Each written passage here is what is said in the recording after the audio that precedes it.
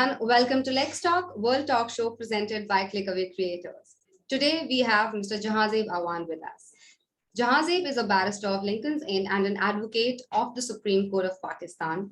Also, he's a partner and head of litigation at Heather Mota & Co., a preeminent law firm of Pakistan. He's a recipient of the Professional Achievement Award by the British Council too, and serves as the Honorary Consul of Australia in the province of Sindh. I have a lot to talk about when it comes to Jahazeb, but I would just, without any further ado, I will just introduce you to the man himself. Hello, Mr. Awan. How are you?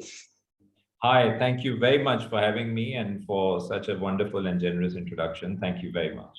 Pleasure is all ours, Mr. Awan. It's a pleasure to have you with us today, and we're really excited to know about your journey as a legal professional so far. So please throw light on that. Okay. So my legal journey started about a decade and a half ago. I was called to the bar in July 2005, and I thereafter came back to Pakistan. I was based out of Karachi, and I started my practice at the chambers of Mr. Khalid Anwar. Mr. Khalid Anwar is a senior advocate of the Supreme Court of Pakistan and the leading lawyer in the country. He's an authority on, amongst other things, constitutional, commercial, and civil matters. And I was also fortunate in that chamber to have had the experience of engaging with and being trained by Mr. Muneeb Akhtar, now Justice Muneeb Akhtar of the Supreme Court, and Mr. Rashid Anwar. So I was lucky to have started my journey at a chamber which was very nurturing, very caring. And in Mr. Khalid Anwar, I found a mentor who took a genuine interest in the progress of the lawyers, associate lawyers, working in his firm. And in fact, a lot of the things that I aspire to or would want to achieve and would want to implement in my team, in my current practice, I can largely attribute to Khalid Anwar Sahab. And it was a chamber where it was a very collegiate kind of an environment.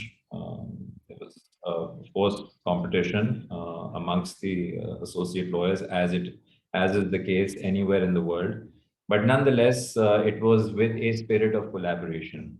And that is something which has carried with me through the course of my career. And this is why once we sort of progress a bit further in this talk and we talk about the advice which I would like to give to aspiring lawyers, one of the things I'd like to talk about is choose your mentors very carefully. So where you start from, or in the words of Fali Nariman, a preeminent jurist of India or of the subcontinent for that matter, he says it's very important to know which stable a horse comes from. And similarly, to find out more about a lawyer, it's very important to know which chamber that lawyer belongs to or comes from. So you espouse a lot of values of the person who trains you. And in that sense, integrity, unimpeachable integrity, professionalism, nurturing of those around you, and especially those who you take under your mentorship is now an ingrained part of my practice. And I attribute that to my pupil master. And I was lucky that my legal journey, of course, for a large part was at Khalid Anwar & Co. But when I transitioned to my current firm, where I had the litigation practice now, I was lucky to find people of a similar mindset around me. So, excuse me, for example, my partner, Khuzaim Heather Mota, whose name you see on the door of the firm when you walk in, on the website, if you will, also has a similar mindset, caring, nurturing for people around you, talking about integrity. Integrity is a big part of our practice. And I think kindness also is a big part of our practice. So this is also one of the things I'd like to talk about during the course of this conversation. And apart from other things, I think the legal profession needs kind people, people who are willing to take the time, people who have a sense of empathy. It is a very competitive profession, no doubt. And competition, of course, makes people behave in ways which would otherwise not be ordinary in their regular course of life. But at the same time, I think we need to stop, we need to pause, and we need to espouse kindness as part of our practice. And we need to inspire others around us to also adopt kindness as a way. So if I were to sum up my legal journey in terms of the value system, of course, was based and is currently based on integrity, based on kindness. We talk about challenges, of course. If you've been trained in a Commonwealth jurisdiction like the United Kingdom, the court system works in a very different way. Legal systems, I think, globally face a lot of challenges, and Pakistan is not the only country, or certainly not unique or singular insofar as legal challenges are concerned, or challenges relating to the legal profession are concerned. But at the same time, there is quite a bit of a transition involved from what people see when they're training or when they're reading for a degree in law, and they go to the courts in the United Kingdom or the United States or any other jurisdiction for that matter, and when they come back to the subcontinental practice. So there's a bit of an adjustment period involved. We do have challenges which are peculiar to the subcontinent. There are, of course, a large number of cases which are instituted every year, and the number of cases which are instituted far exceed the number of cases which are disposed of every year. And then we, of course, have a perennial issue of shortage of judges. So whilst these challenges do exist, we do have to do two things. One, of course, to learn to adapt to our environment and surroundings. And this is one of the things I want to, a message I want to give to those who are entering the profession now, that don't lose hope very quickly.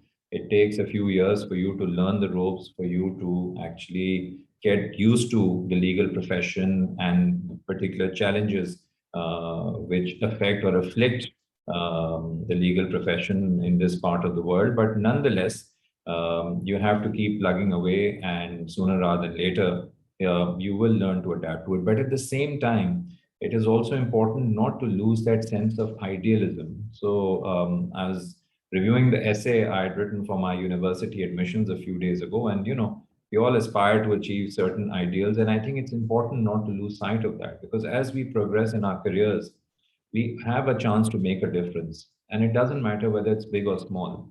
So even if there are small steps, even if they're baby steps, but in the right direction, and if you can nudge and move the discourse and the debate around the subject in the right direction, I think it's definitely worthwhile.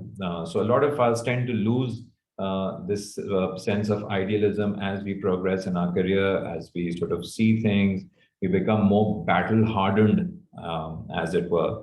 But nonetheless, it's important to do your bit in the legal profession. One of them, of course, is to try and be a part of the reform system, and to try, and even if they are incremental reforms, in the longer run, they do tend to yield quite a healthy set of dividends.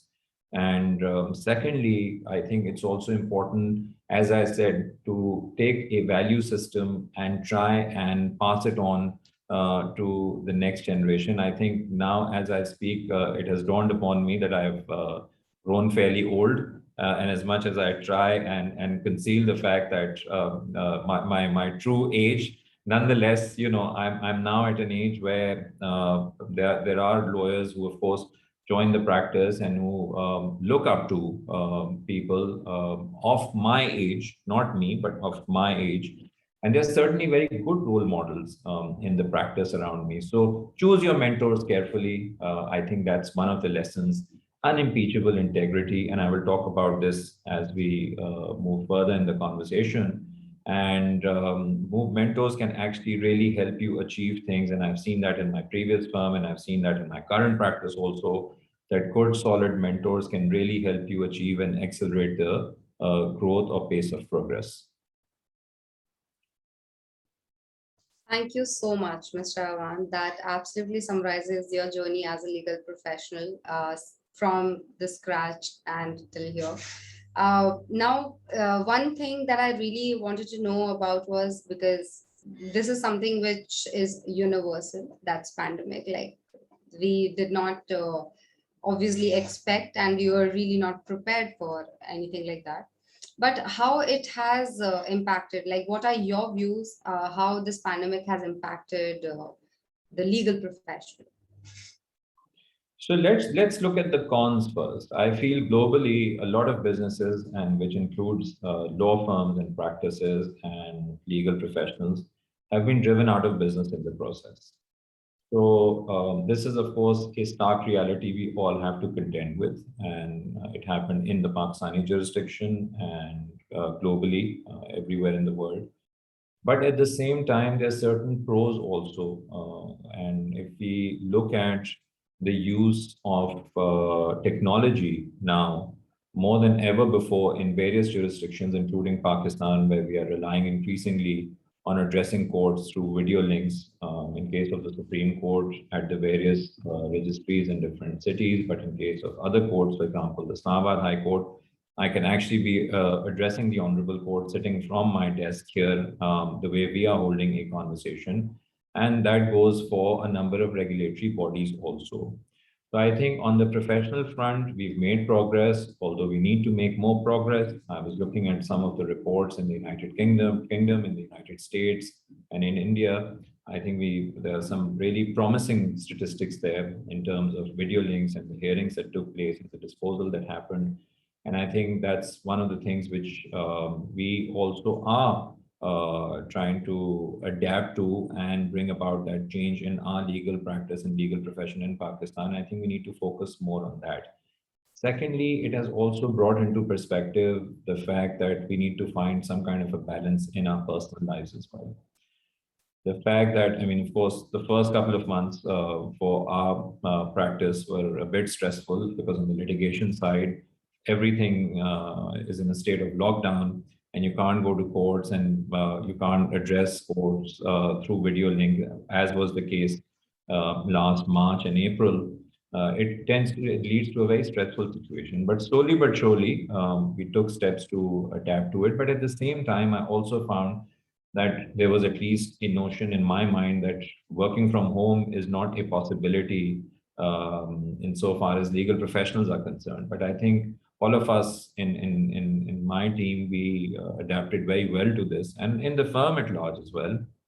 And I think we developed that sense of discipline, the work ethic which is required to work from home.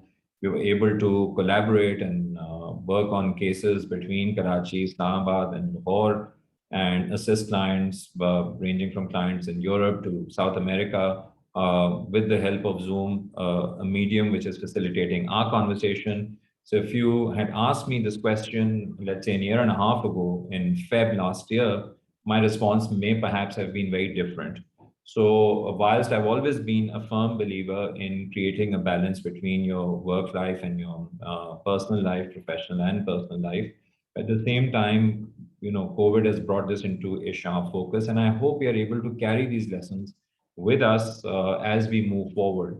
So whilst I was reading an article earlier today that people are now talking about the pandemic as it's in the past tense, and it's not, it's still there. And why are we talking about it in the past tense? Whilst it's a heartening thing that things are opening up, we of course do need to take precautions, but I really hope more than anything else that we carry the lessons forward that we've learned in the last 18 months.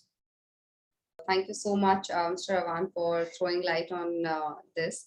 At the same time, I always always wanted to talk to somebody who can give me an insight, from both the perspectives, right? Like it should not just be the pros or the cons. So thank you so much for sharing both the things at once. It's, I mean, as a layman, I have understood it a lot better by now.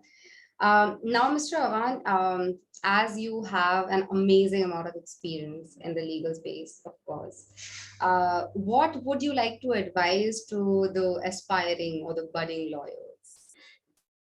Okay, so let me begin by saying that we call it practice, not perfect. So you're always in the process of accumulating experience. And one of my seniors in the profession used to say that the key to success in this profession is to accumulate the most amount of experience in the shortest amount of time, to use his precise words. So my advice to young and budding lawyers would be that you have to look at any career. And of course, some of us do tend to change careers, after 10 years or 15 years midway. But let's assume that you are planning to stay in this career in the long run or medium to long run. I think you need to place your career into a 4 to 5 decade perspective. That's how you need to look at it. So if you started your practice, health and life permitting, of course, you are going to practice for 30 years, 40 years, 50 years, depending on what your aspirations are. And lawyers, as they say, they never retire. And we see that, our legal giants practicing well into their 70s or even 80s and sometimes into 90s. So Ram Jethmalani Saab, who started his practice in Sindh and who was a partner with A.K. Brohi Saab, who was a partner with my mentor Khalid Anwar Saab subsequently, passed away recently, a legal giant of the subcontinent. And he, I think, would still take a weekly flight to, perhaps it was Bangalore, to give a lecture at the law college there. So, lawyers tend to practice till their last days. At the same time, when you put your career into perspective, one of the things I want to start with is the value of making an impact.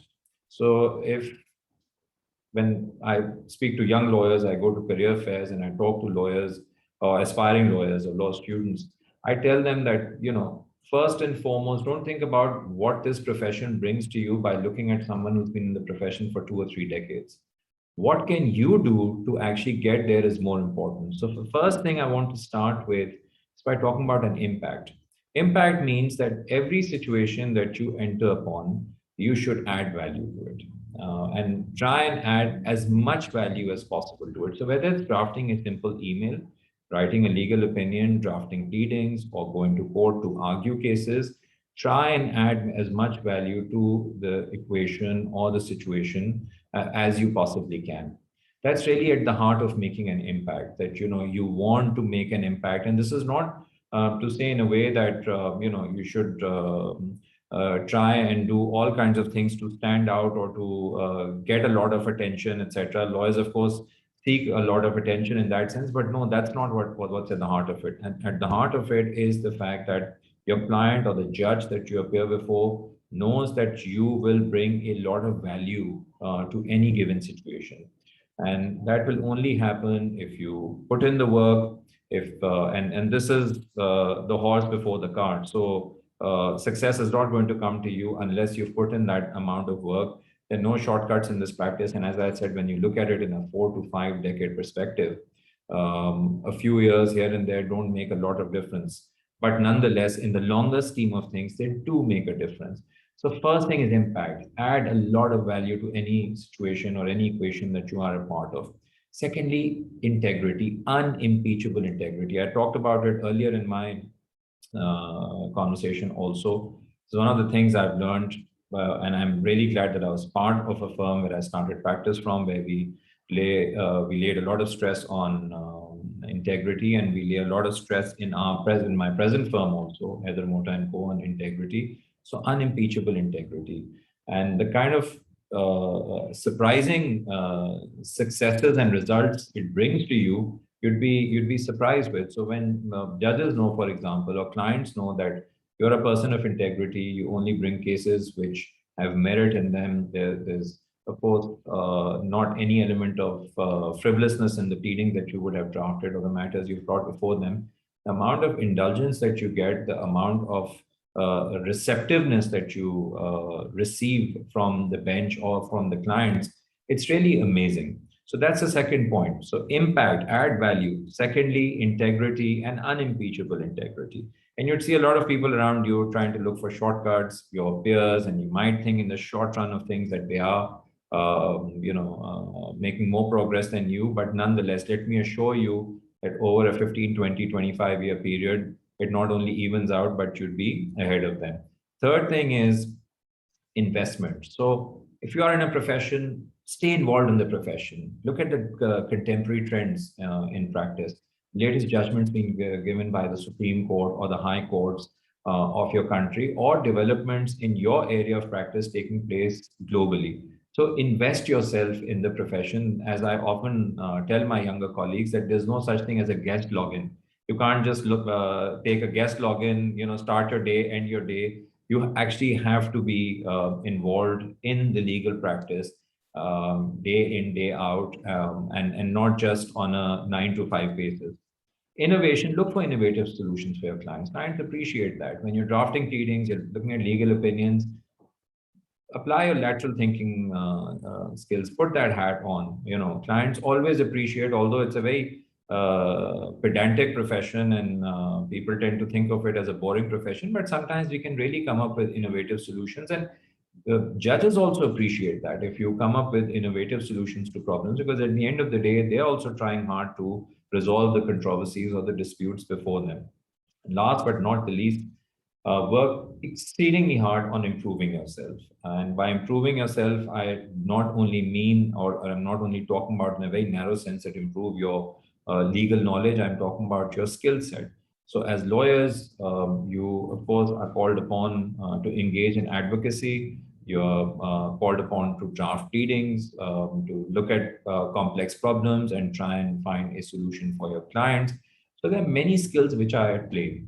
So this is not just about your legal knowledge, it's about the legal skill set. You have to look at developing your skills for logical and legal reasoning and arguing. You have to develop your advocacy skills. And more importantly, I often quote Lord Denning, who said that a lawyer who only knows about the law is like a mason who's laying one brick on top of another.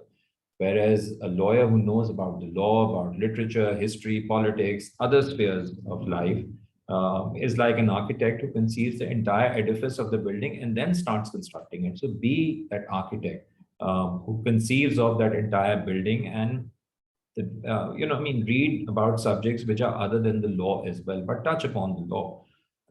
So, for example, politics, international affairs, history, literature, philosophy, touch upon these subjects in a meaningful way to help you construct that well-rounded personality, because law at the end of the day reflects the contemporary realities of society. So all these contemporary realities come together by touching upon these subjects. So it's important to develop yourself and to improve yourself on a day-to-day basis and every day. And I often say that whilst, of course, you're looking at it in a 3, 4, or 5 decade perspective, but break your progress down into quarterly or biannual assessments. Sit down every 3 months or every 6 months and assess what have I achieved in these 3 months or 6 months. What do I need to work on for the next 3 months or 6 months, and then work on it religiously. So these are what I call the 5 I's of practice: impact, integrity, investment, innovation, and improvement. I think these 5 I's can cumulatively help you really grow by leaps and bounds in your legal career. Thank you so much, Mr. Awan, for imparting your, for sharing great insights, at the same time sharing your experience, knowledge, and wisdom with us. And when you were talking about those 4 I's, I don't think that it just is restricted to the legal space. I mean, even I got to learn a lot from this conversation, and I'm really, really thankful to you for sharing all of this with us today. It was a pleasure having you, but I'm kind of really sad that this conversation is ending, but I'm looking forward to many more like this. And we'll talk about some other trending topics in the legal space at the same time. So thank you so much. It was lovely, lovely having you. It's my absolute pleasure. Thank you very much. And I look forward to our next conversation, hopefully soon. And the meanwhile, take care, stay safe, and keep shining. Thank you. Thank you so much, Mr. Awan. Take and care. for our You too, you too. And for our viewers, if you like this chat with Mr. Awan, please like and share this video, and do not forget to subscribe to ClickAway Creators YouTube channel to appreciate what we do, and you have more coming from industry legal leaders like Mr. Awan. This is Bharti for Lex Talk signing off. Take care. Bye-bye.